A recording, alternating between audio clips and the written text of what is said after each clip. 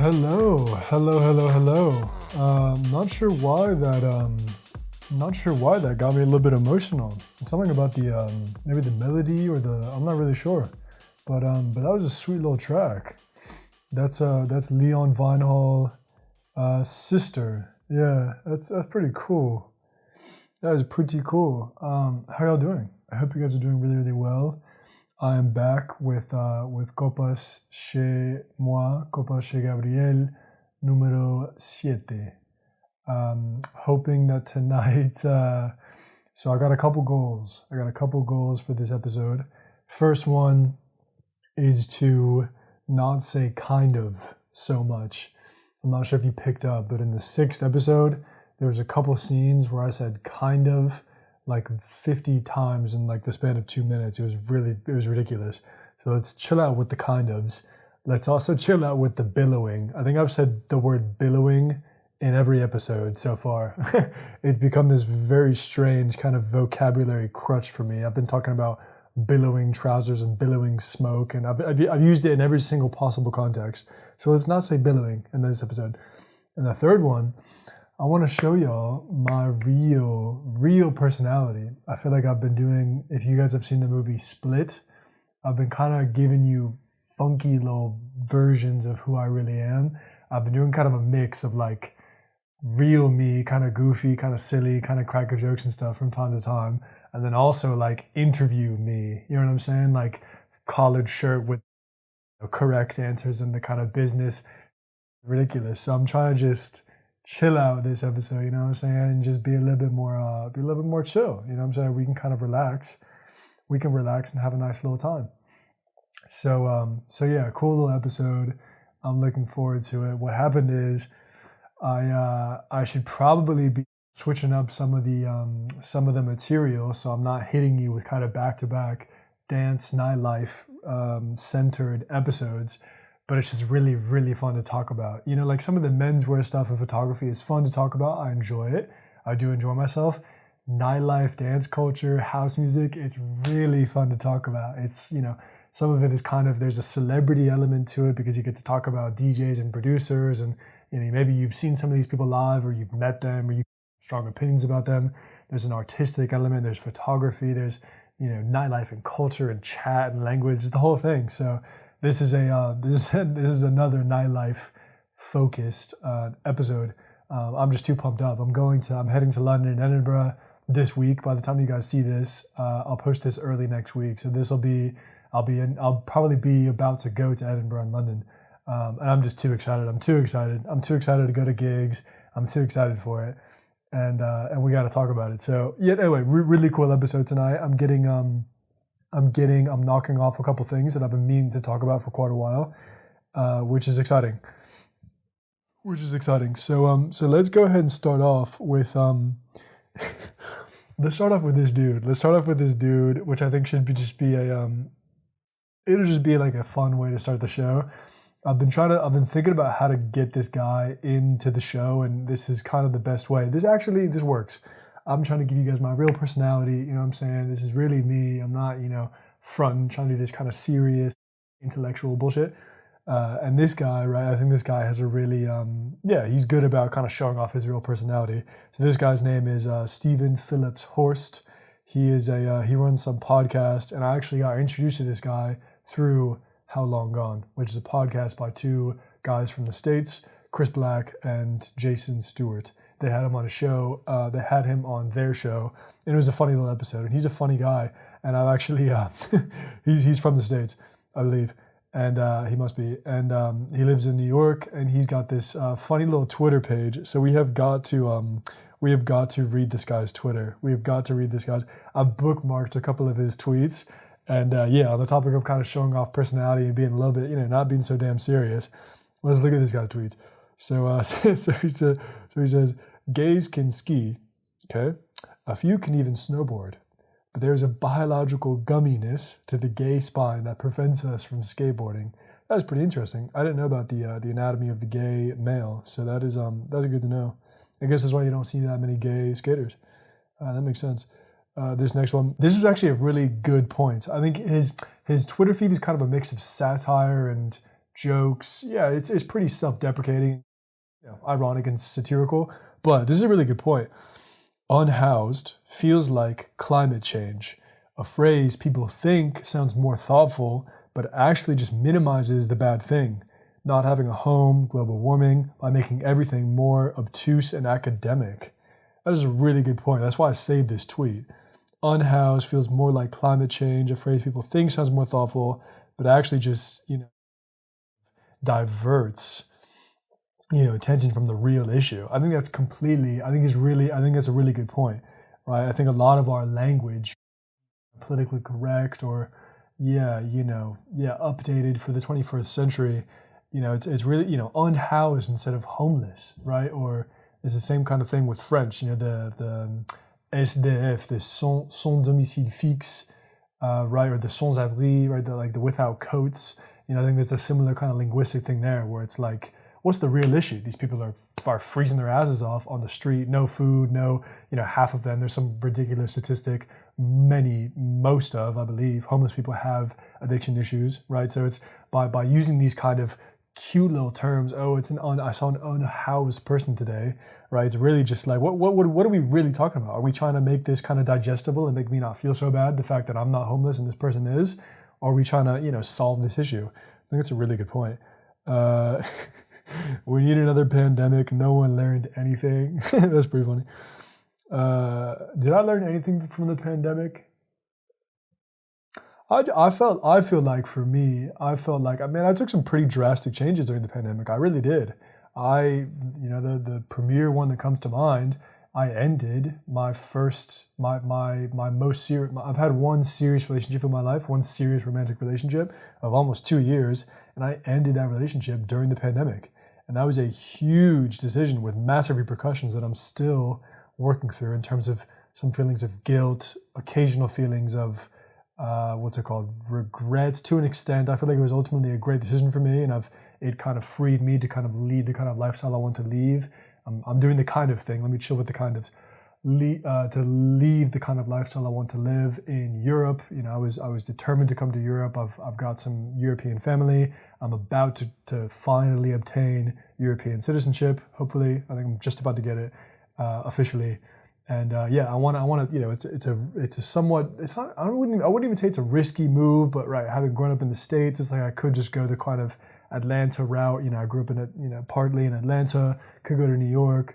But I'm going for it, right? I want to see if I can kind of make something of myself in Paris, in Madrid, in London. I want to see if I can do it.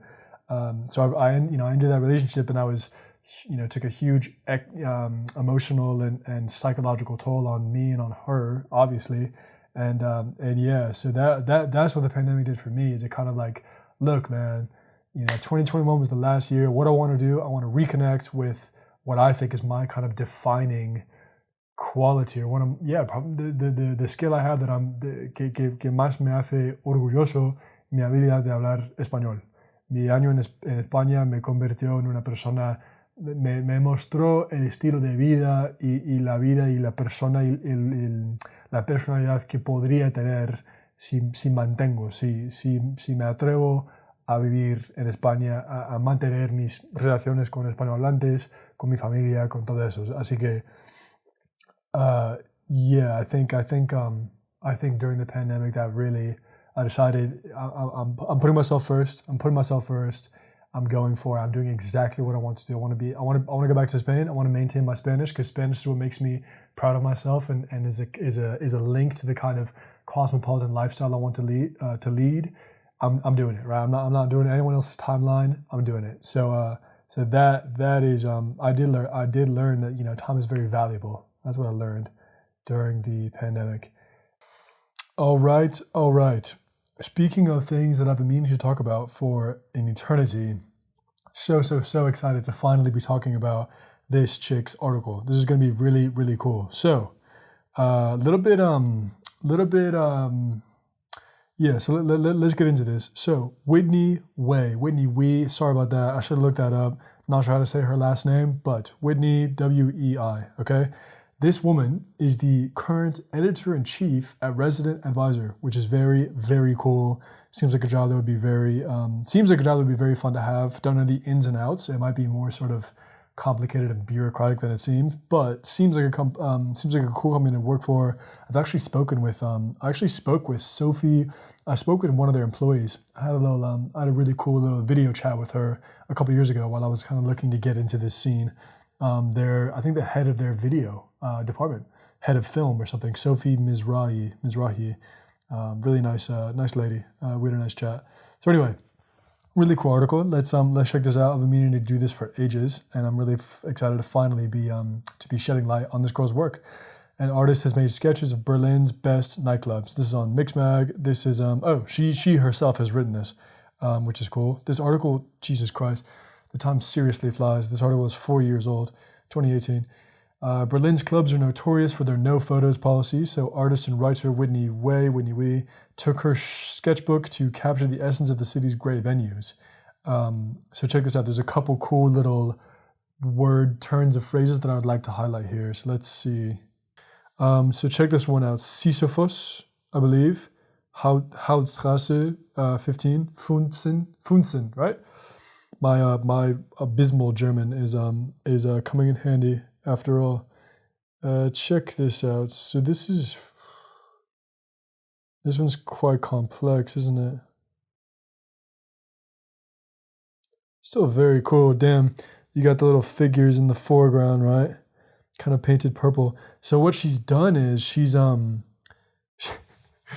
the coolest thing ever. She's taken her sketchbook to the club.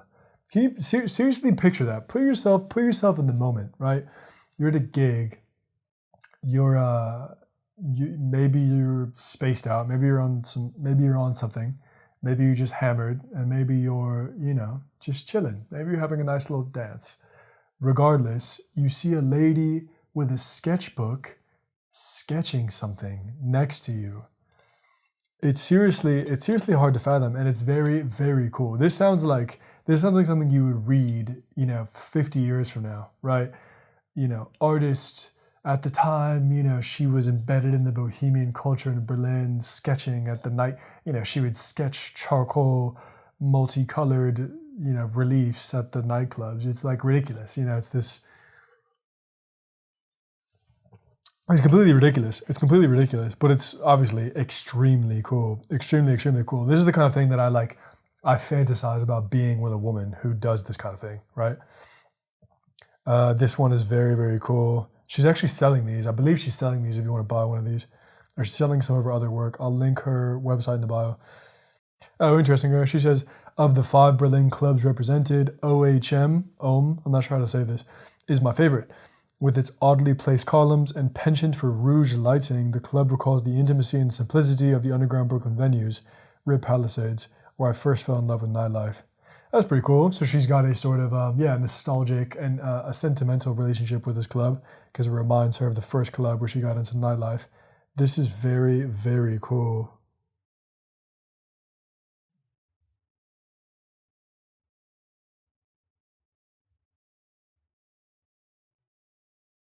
Really cool, man. I imagine it'd be so difficult. I imagine there's almost no lighting, you know what I'm saying? She's in there and she's kind of, God, this one's sick as well. The contemporary incarnation of Berlin's legendary Bar 25 is Katze Blau, a kaleidoscopic circus rave. In the outdoor Der Acid Bogen room, goddamn, Der Acid, sorry about the accent. I sketched from the top of the stadium, seating circling its carnivalesque dance pit.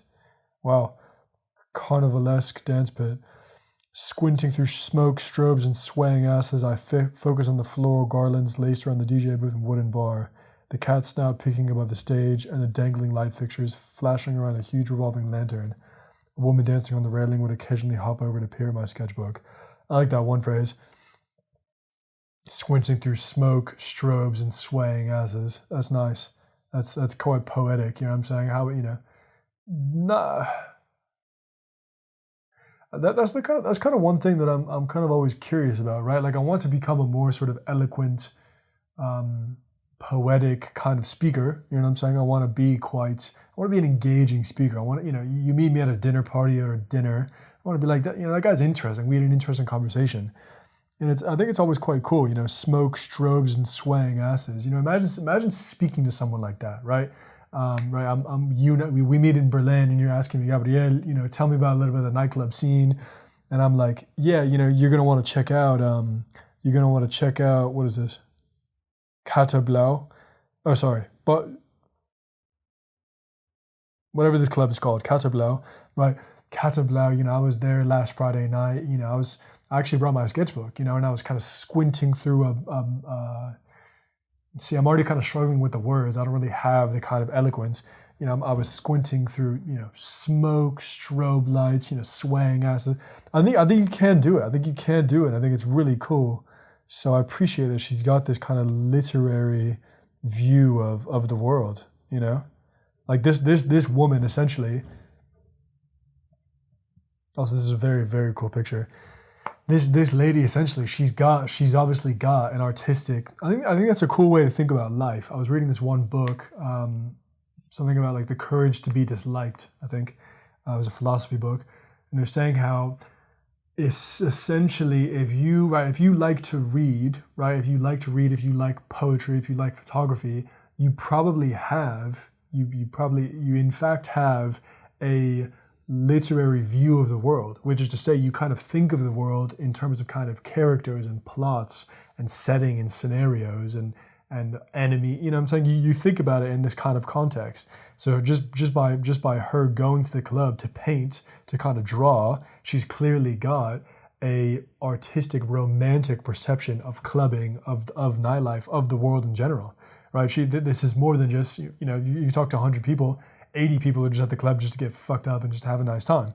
But she kind of recognized that, you know, it's kind of a scene, it's a stage, it's you know, it's kind of artistically lit and there's interesting shapes and forms. She's got it informs her worldview, her aesthetic, which is interesting. So let's see what else. This one's not bad. There's a couple cool quotes here. Trezor may be known for its caged DJ booth, but when I explored its labyrinthian confines, I was most struck by the second floor. That is quite cool.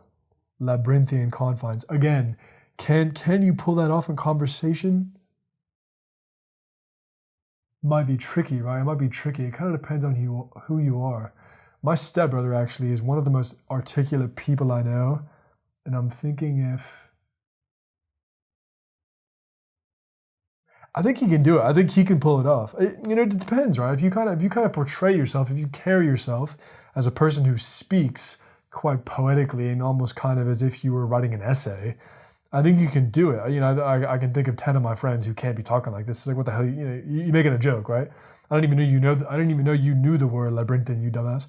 You know what I'm saying? But labyrinthian confines. Wow.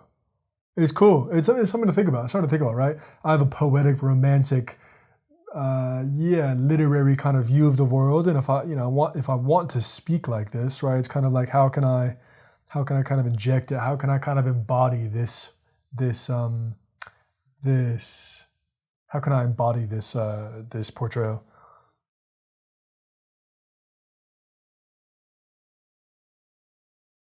You know, again, quite nice. In my sketch, I wanted to communicate the cinematic way the dark, concrete entranceway frames a mass of shadowy dancers, all tinted by a background sunburst of orange light. That is pretty great. A mass of shadowy dancers, all tinted by a background sunburst of orange light. That is really, really nice. That is really, really nice. Man, I think this kind of thing does happen in conversation. Cuando fui a Galicia en diciembre, quedé con un par de amigos de la infancia, Miguel y Manuel, y les estaba contando sobre de mis primeras copas en Madrid en septiembre del 2021. Y les estaba contando que quedé con una chica, Sophie, de una canaria, y estuvimos en el jardín fumando unos cigarros, y ella nos estaba liando cigarros, y les estaba contando la luna llena, y estábamos ahí sentados en un jardín, jardín en las sombras de unos árboles enormes y se empezaron a reírse los chavales, mis amigos, porque sí, porque ahora les estaba contando como un ambiente como poético, como si fuera, ¿sabes? O sea, o sea, tío, ¿qué más da? Que había una luna llena, pero para mí es importante, es como así lo recuerdo, es importante el ambiente como muy poético, muy del cine, muy, ¿sabes? It was like a stage, it was like you know what I'm saying, with the full moon and the whole kind of, you know, the smoke and the light, you know, so I think you can't do it. I think it is adoptable, this kind of language in conversation. I think it's, you know, that's quite a poetic, artistic way to speak. This might be the coolest one. This is pretty fantastic. I love the archways and the steel kind of windows here. Oh wow, this is Berghain. As a club that operates in extremes, the power to humiliate or validate the door, draconian entry policies, but anything goes dance floor, either loved or feared. Berghain is all blue and red. The colors convey the stark contrast between these aloof, rather antisocial tendencies and the familiar hedonism that keeps tempting patrons back for more. Architecturally, I wanted to capture Berghain's most recognizable features: cavernous ceilings and a wall of painted windows reminiscent of a church interior. Very, very cool. Cavernous ceilings and a wall of painted windows reminiscent of a church interior. That's beautiful. That's beautiful, man. If you met someone at a club or at a dinner party, right, and they're talking about, you know, I went to a gig last weekend and they're talking about, you know, it's really, really cool, man. You know, they got this incredible, you know, cavernous, you know, that's really cool. It's really cool, you know. So I think that's part of it, right? Like, I respect this woman and I want to operate in her. I like the way she sees the world and I want to operate in her, right? I mean, she probably goes to interesting events, has interesting little soirees, you know, she's got an interesting life living in Berlin and working at this company. So yeah, admire her. I think she's interesting. Whitney Wei, I believe it'd probably be Wei, right? If I'm not getting that wrong.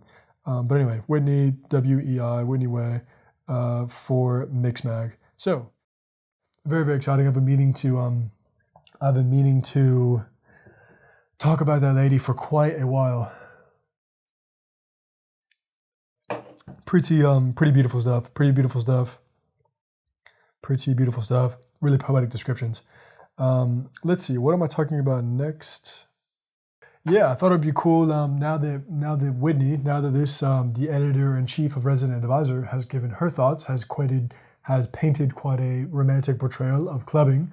From her point of view, I would love to offer some of my portrayals of clubbing.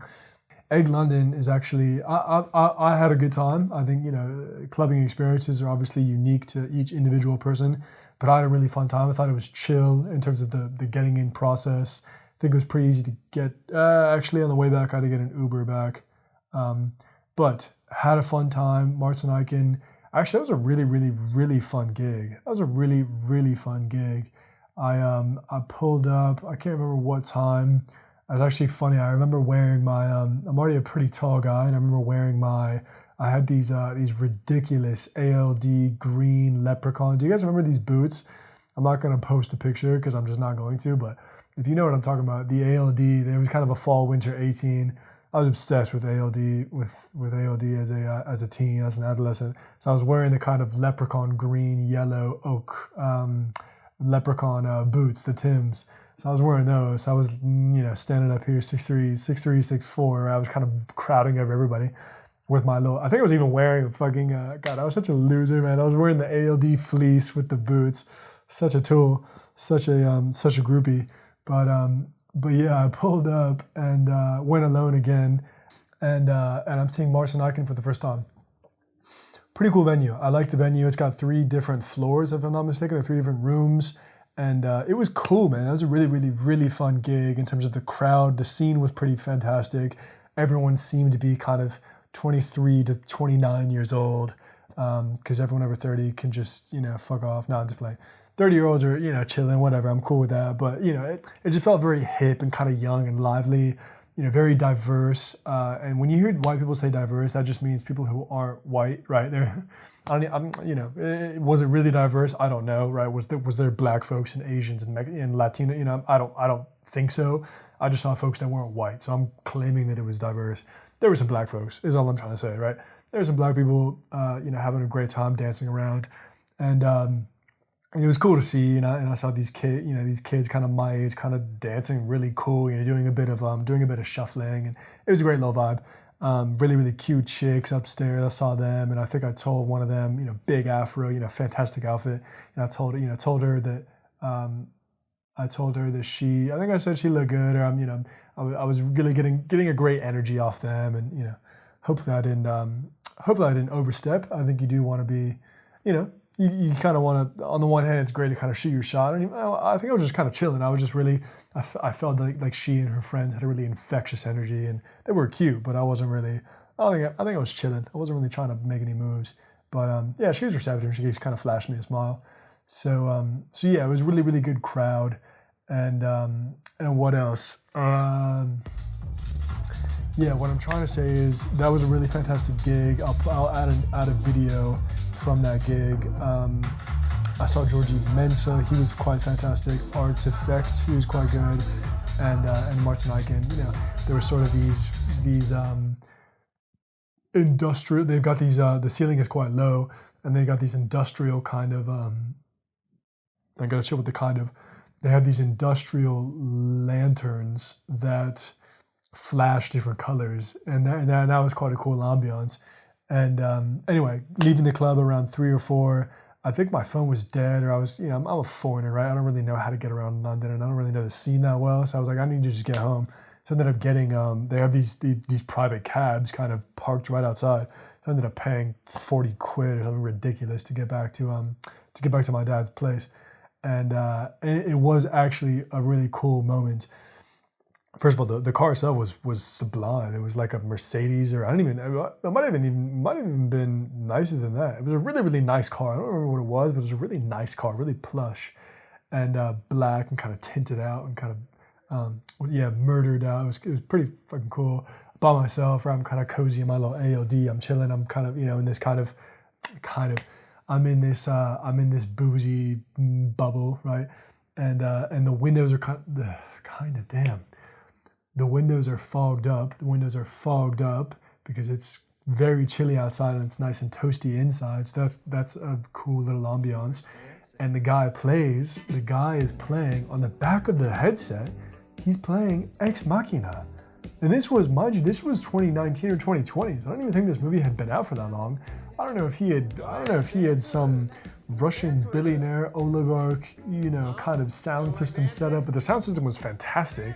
And he's playing this award-winning movie on the back of the screen, and I got to see the electric, legendary scene where Oscar Isaacson, that guy, and the chick, they dance to Get Down at Saturday Night. The legendary scene with the honeycomb red neon lit strobe lights and the sexiness and they're doing all these kind of funky moves. That was a legendary scene, and I got to see that in the back of the cab. Very, very plush, premium kind of driving experience, kind of in this boozy blanket with the smoky little fogged up windows on the way home. So that was a really, really cool experience.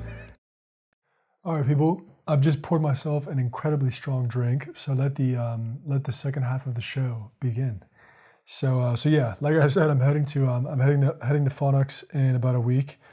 Do you guys like how I say Phonox? I'm like Borat over here. Phonox. I'm heading to Phonox. I'm heading to Phonox next week, and it's pretty exciting. And I actually think this is.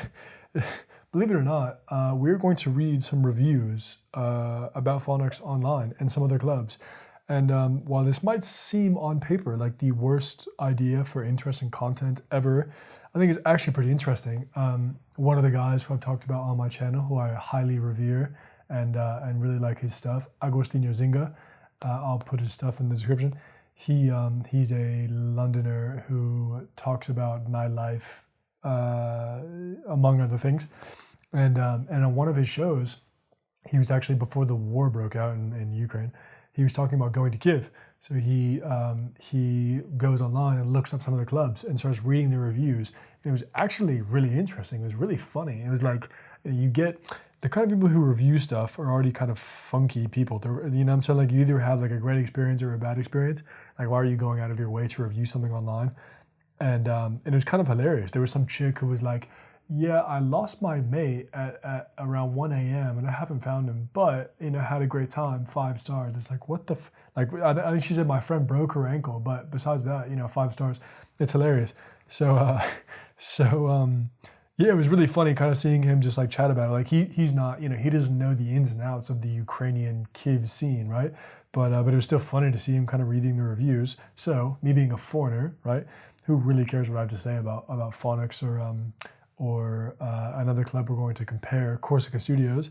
But you know, even though I am a foreigner, I don't really know about the scene. It's still kind of, it might be still kind of funny to see me to kind of talk about it.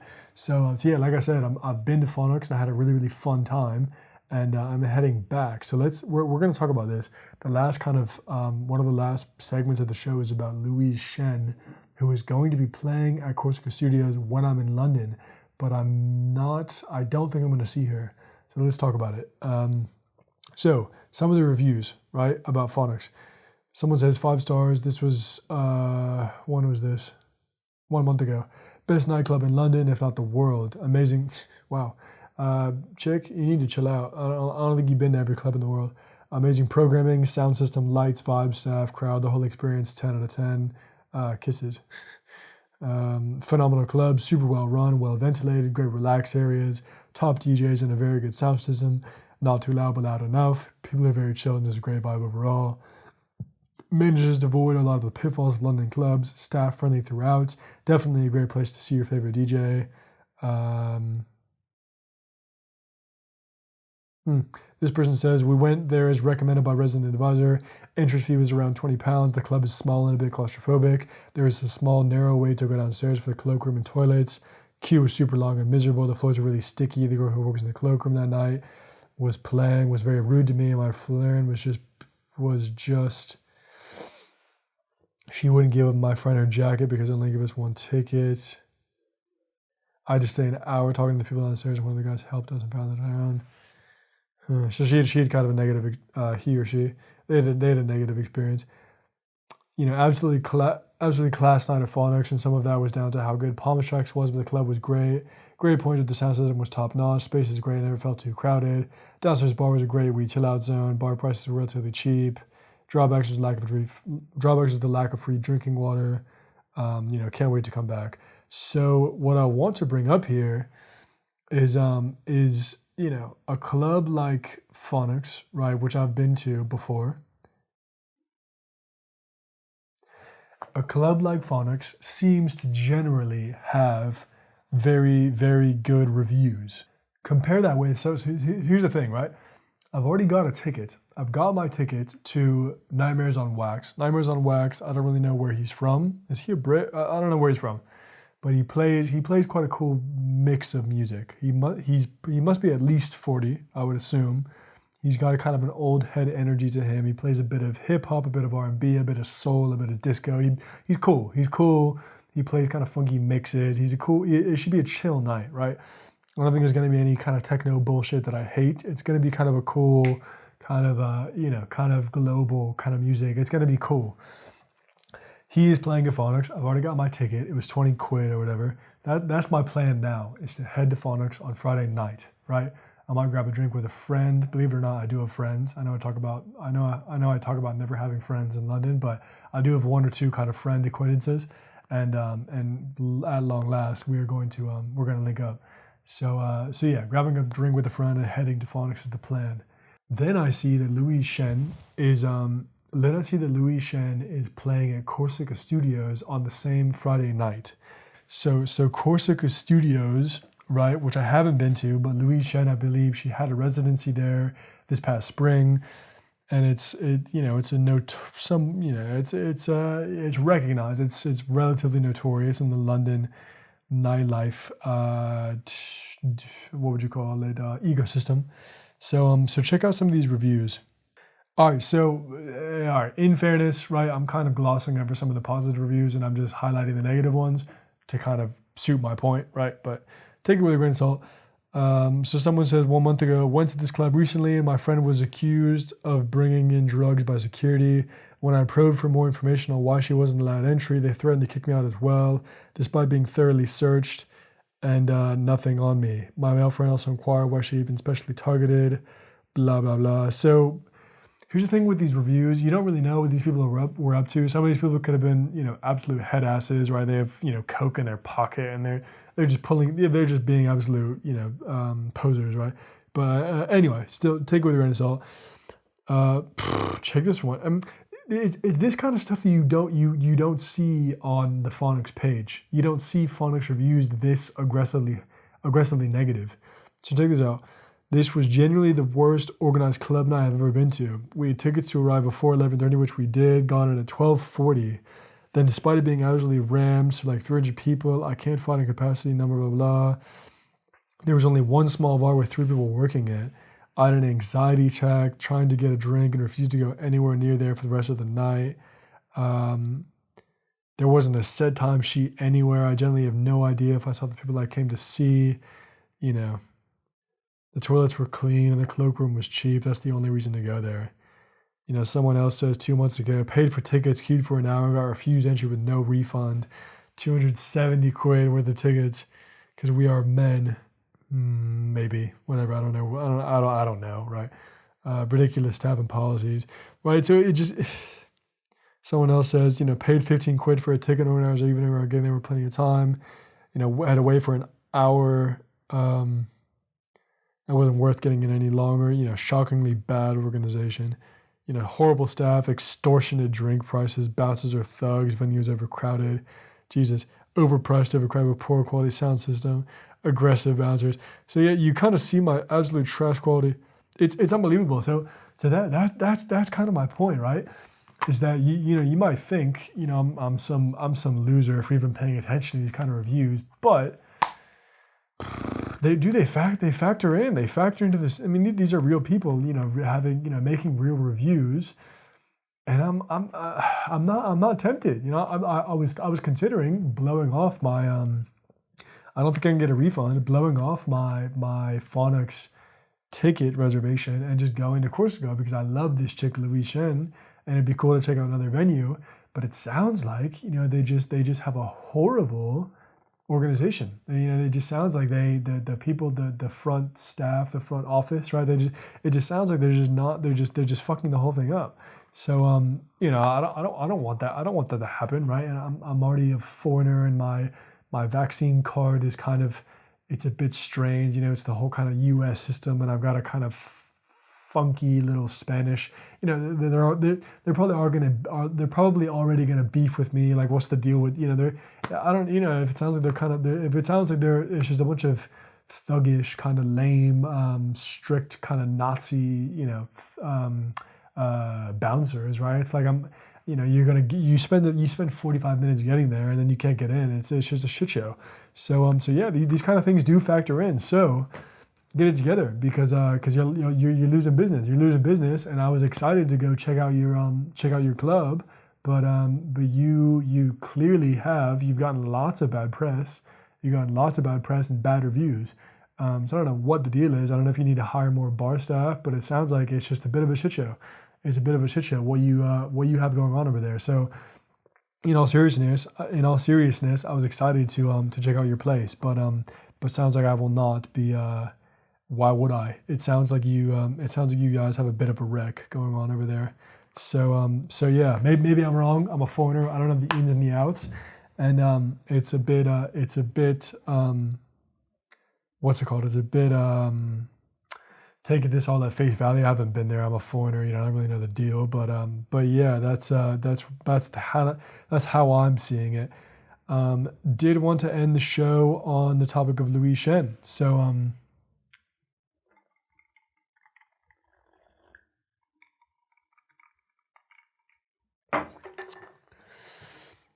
let's get into it. So this chick is actually a really good follow, even if you don't really know who this chick is, but you're interested. If you just like design or architecture, I would follow her. If you like interior design, she's got cool taste. She's a cool person.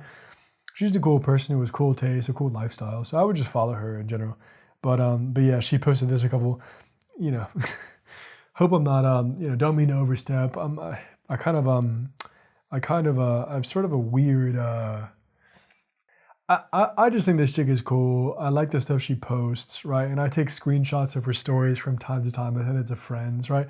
I think she's interesting, right? I admire her, the fact she's got this polyglot, multicultural background.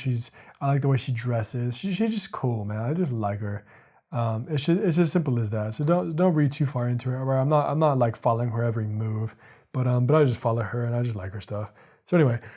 This is she was selling this this thing is probably long gone, but she was selling this little chair for 400 quid, which is pretty reasonable, I feel like. There is a pretty disgusting head stain on the head cushion, whatever this thing is. Yeah, there's a pretty disgusting stain, but the chair itself is pretty sexy. I do think it's quite cool. I like the shape. I like the shape and the color. And you see some pretty cool people have sat in those chairs. Eric Wareheim and whoever that other person is. Eric Wareheim is an American, so I know who that is. He was on that show with Aziz Ansari. So you kind of see the chairs in action. But that's pretty cool. Probably belated after the fact. But if you were in the market for a chair, pretty sexy. Like that chair a lot. Not sure who designed that. What is this? Oh, 70s Croquin Rush Beaubois. Mad comfy. Slide in the DM. Pretty cool. All right, this was I want to talk about, all right, in terms of design, again,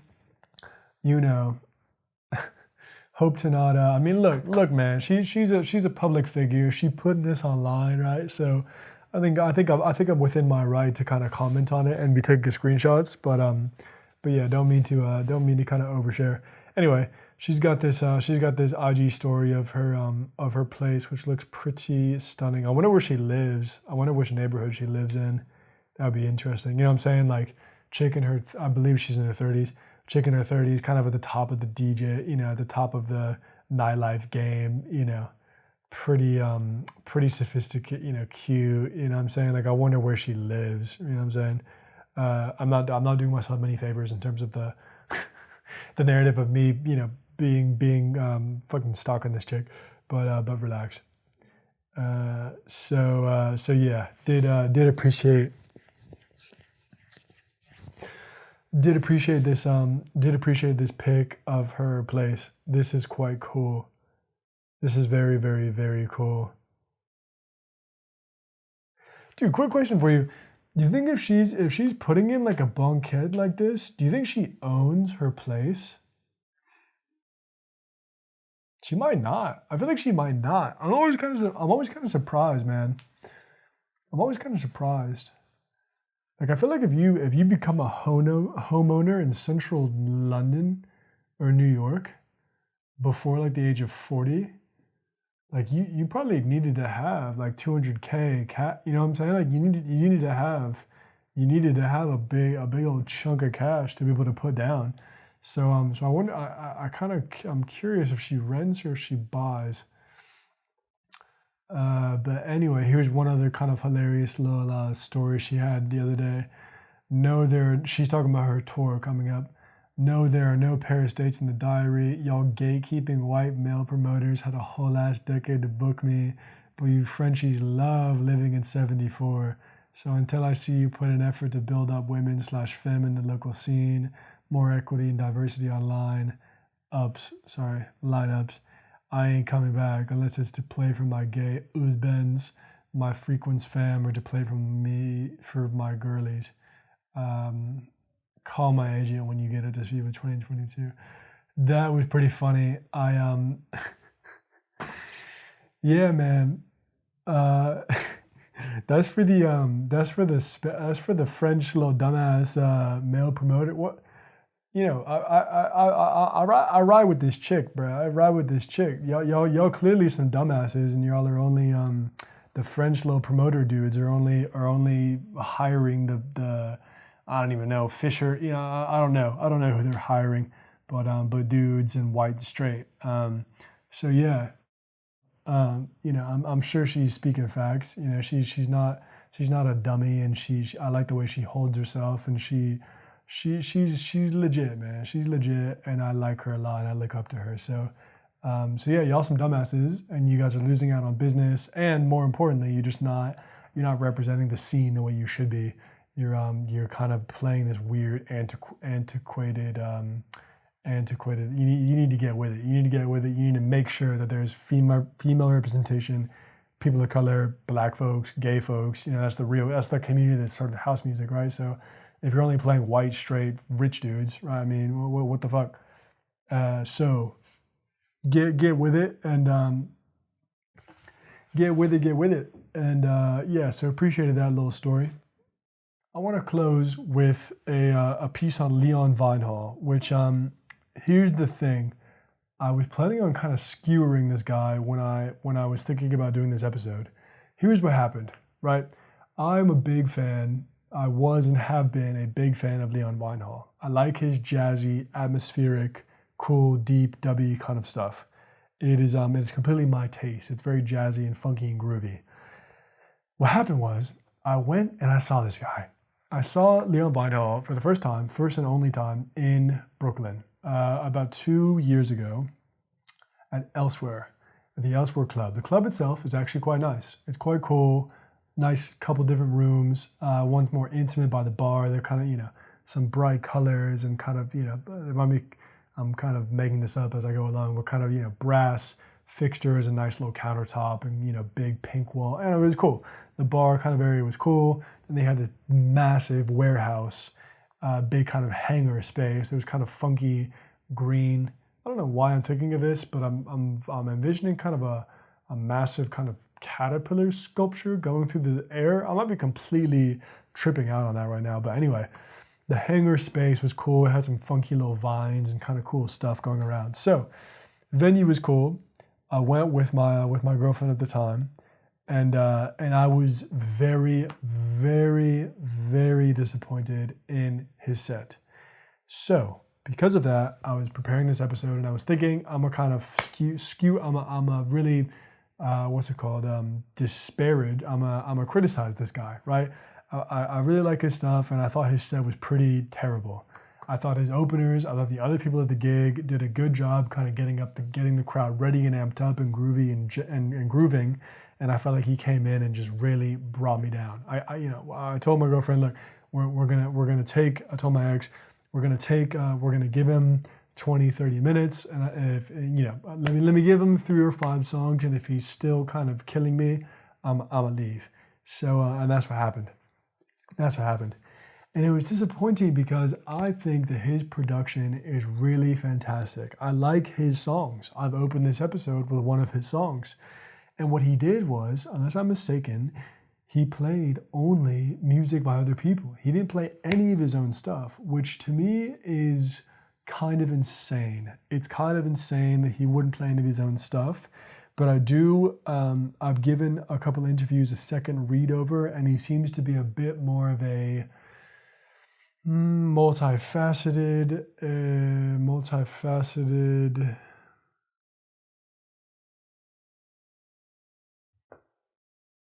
He seems to be a bit more of a sensitive guy than I've given him credit for, right? Like I think I maybe considered him to be.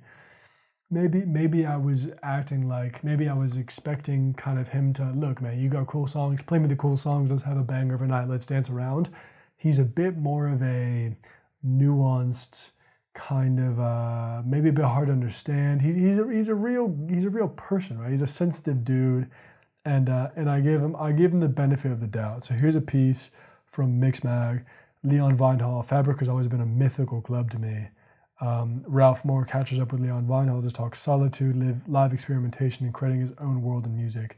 This is about his recent, he's come up with a new LP, Rare Forever. Let's see. There's a couple cool pics, which I'll show on the, who are the pics by? The pics are by Frank Lebon, and Alex Waspy. So a couple interesting quotes here.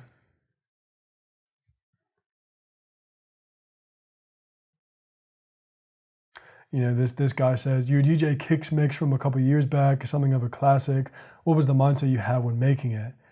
He says that mix was my first time compiling licensed tracks, and I used it as an opportunity to present my tastes outside of the podcasts and mixes I've done before.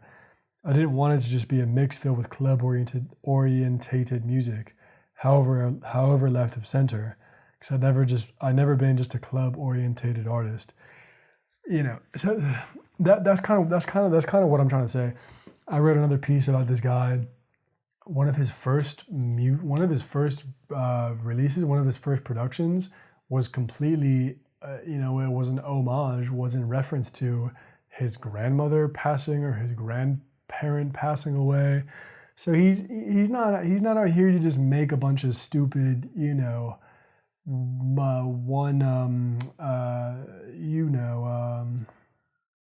he's not here making one-sided club bangers. You know what I'm saying? He's making kind of he's a funky little dude, and he's making some kind of multifaceted stuff. So it's, maybe I was kind of expecting the wrong thing when I saw him. I think he's an experimental guy. You know what I'm saying? Also kind of hilarious. I didn't realize that he is dating. His partner is Moxie. Moxie is a DJ producer who actually just played. Was actually buddied up with Louise Chen.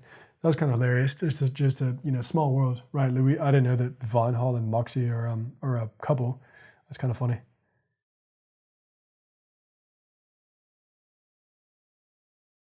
Yeah, this is kind of funny. And Fabric as a club. When did you first go there, and what does it mean to you? Growing up outside of London, Fabric had always been this mecca, almost mythical club to me. He went for the first time when he was 22. Yeah, it's funny, man. It's actually really, really interesting. I feel like the Spanish speaking people and French speaking people use the word in Spain. Les encanta decir un club mítico, un jersey mítico, una bebida mítica, ¿sabes? Una fenómena cultural mítica. En la cultura existen estas cosas que todo el mundo dice, ¿sabes? Es algo mítico, es algo, like it's, and then also in French, right? I was reading L'Etiquette, and they were talking about, there was some Spanish suit jacket, mythique, right? It's a cool word, which I don't hear much in conversation, and I think it's a really, really fantastic word. Sorry, my face is really, that's one thing about the stash, is it's kind of itchy from time to time. It kind of gets up the nose. But anyway, I thought that was quite cool. Mythical. I think it's a good word to adopt if you haven't already. Yeah, man. I don't know. Jeffries. It's a mythical spot. It's a mythical spot in Soho. You always have a very. It's a unique night out, right? It's a memorable night out. It's mythical. It's the stuff of literature and movies. He was talking about, this person asked him, what do you get out of the live experience? Playing live feels like a real, true expression of myself artistically. That's what those settings are made for. So inherently, there's more freedom to experiment. I really enjoy putting together a show. There are more variables for failure, but that's what makes performing so exciting, being on the edge of everything. So, I guess you do have to kind of respect it, right? Instead of just playing, I don't know, what I'm saying? Instead of just playing, the safe kind of club bangers that night that I saw him, I guess he's trying to kind of take us on a journey and a mission and kind of paint this kind of, he's trying to paint this image and portrayal, which I got lost, and for me it was a failure, but I guess for other people in the crowd maybe not. I also didn't really see that many people in the crowd, really getting into it. So I wasn't really convinced by that entire performance, but who knows?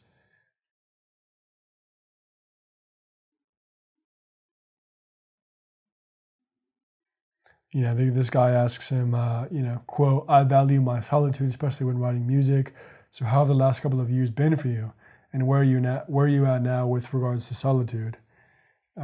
He says, that being said, over the last few years, I've been working a lot more with other artists, writers, and singers in my studio on their creative endeavors, which has allowed me to go through that process of funneling out the crap with others.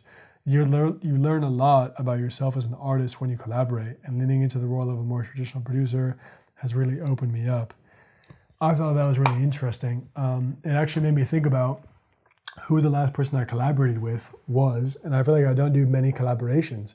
I feel like, por un lado, de cierta manera, cuando fui a Madrid al inicio de febrero, eso sí que fue una manera de colaborar cuando quedé con el director de arte del país, Diego Areso. Lo grabé, hicimos una entrevista y sí, creo que sí, por colaborar con otras personas. Sí, bueno. I feel like it was a. I'm still kind of digesting. I feel like he's onto something. I feel like when you collaborate with people, you do kind of learn about, what you bring to the table, your unique kind of vision. So yeah, I thought that was a good point. That was a good point. Maybe if you're a photographer or a videographer, or producer, maybe you want to get out there and collaborate more often. I think you can learn about kind of your unique, the way that they kind of see the world, and the way you kind of, I feel like he's on something. So yeah, interesting point. All right, I feel like I've been rambling for a minute. I want to end this episode. So, número 7 is in the bag, and yeah, appreciate y'all, and I will see you in the next one.